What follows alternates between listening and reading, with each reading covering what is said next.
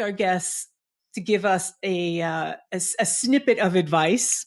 You know, if you're on the spiritual path or you want to have a more peaceful life, less depression, less anxiety, you know, become more of a peaceful, calm, compassionate person, what advice could you give to us? You know, I'm not a teacher. I'm not a lama. I'm just a simple psychiatrist. But if I would have to think of something I would say, especially in the world I'm living in, that it is important that people they choose a spiritual path.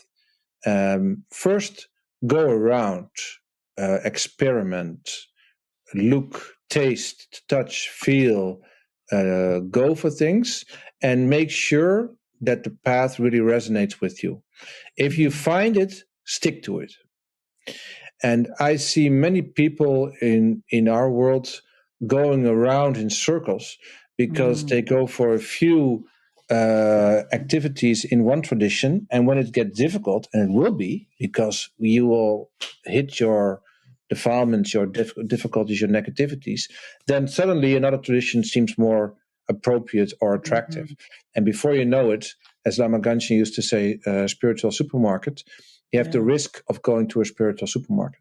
So it doesn't matter, because there are so many valid paths. Just find the one which resonates most deep inside, and then stick to it and go through with it.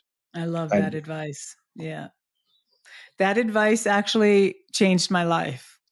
When I was studying to be an interfaith minister back in the 90s. And, you know, interfaith minister, you're studying all the paths and all the modalities, you know, all the major faiths and, you know, Taoism and, you know, all the different faiths. And I remember meeting this one Indian man.